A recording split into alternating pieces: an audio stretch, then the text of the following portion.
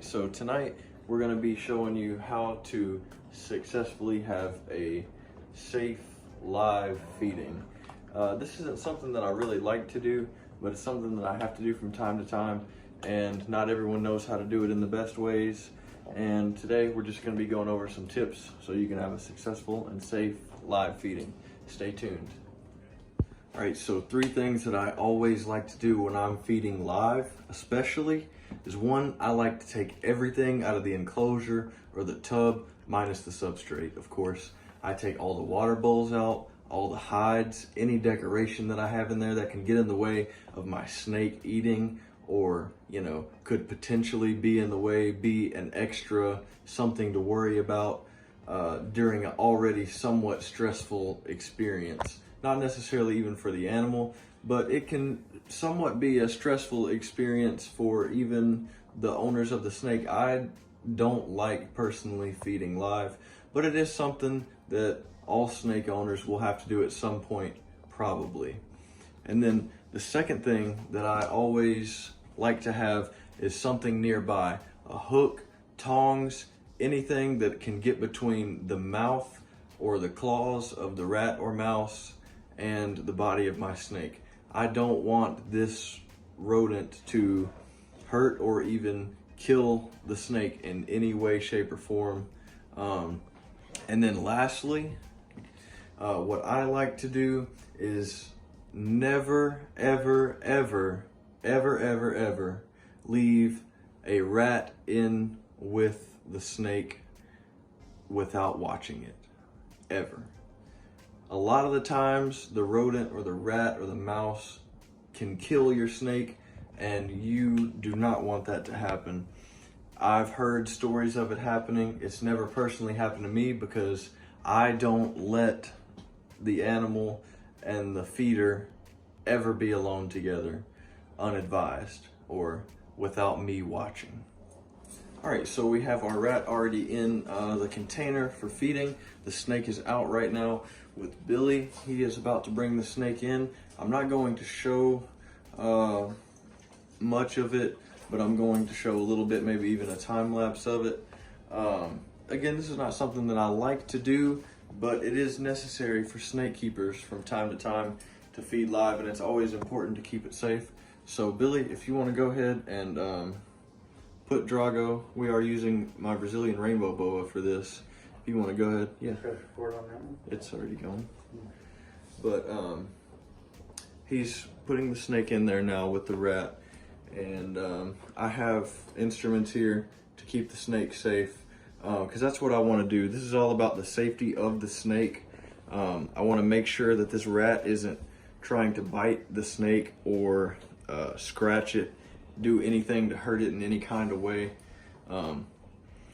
So as Drago gets closer here, we are just going to watch closely, and it looks like he's immediately interested.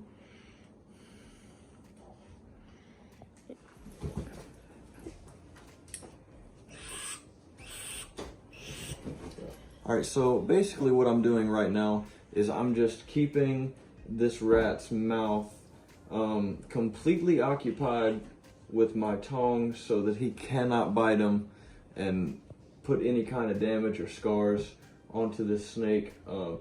They're very, very beautiful snakes. He will be getting the job done here soon. And with these constrictors, it is it's necessary, honestly, for you to watch them because things can happen. There's not a lot of time from strike until death of the rodent, but there is a little bit of time. It's not like venom. It doesn't immediately work, and even sometimes with venom, it isn't immediate. So you have to keep a close eye. But here I am. I'm just using the hook and the tongs to make sure that nothing can happen. And this rat is probably about to go out within the next few seconds. He's been in this wrap for a good minute now.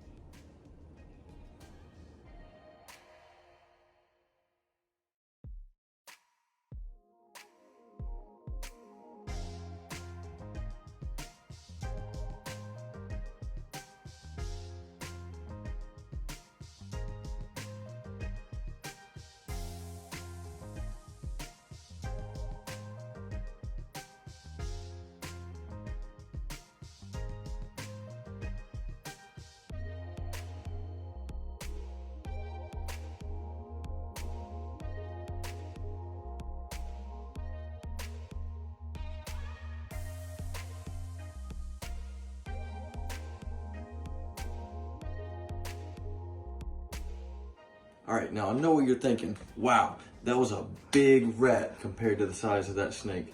And let me tell you why it really wasn't that big of a deal. So snakes, often the time, they feed something, or they eat something rather, about the same width around as the biggest part of their body.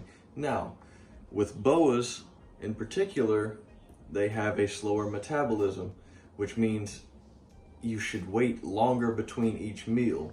So it's been about 3 weeks since Drago last ate. So this was a decent sized meal for him. I'm not even gonna lie about that. It was a little bit bigger than the biggest part of his body, but that'll also make them grow just a little bit faster, and it's a way to avoid the term of power feeding, really. It's just a little bit bigger. It's gonna encourage him to grow. He's at a point where he's about to hit another growth spurt in his life, and this will just help boost that along. And rats are more nutritionally valuable than mice, so you know, it doesn't hurt to sometimes feed something that's maybe not even too big, but just a little bit bigger than normal. All right, everybody, so this is Lucifer, my common boa. I have had him for almost his entire life. When I got him, he was way smaller than this. He was honestly the size to fit into the palm of my hand. This guy is gonna get pretty big, not too big to handle for one person though. And that's why I like them a lot. He's super handleable, and of course, since he's a boa, he eats super well. And tonight we're actually gonna be feeding him. He just came out of shed. He's looking really gorgeous. So we're gonna get this guy a rat thawed out, and we're gonna do some feeding.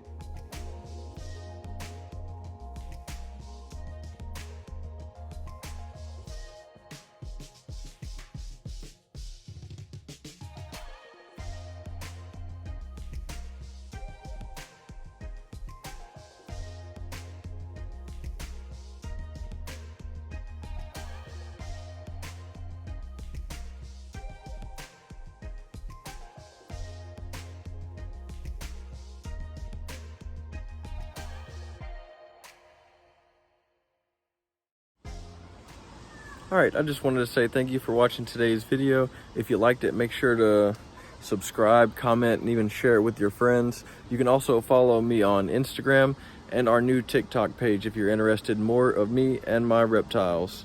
Thanks for watching today's video. I appreciate you.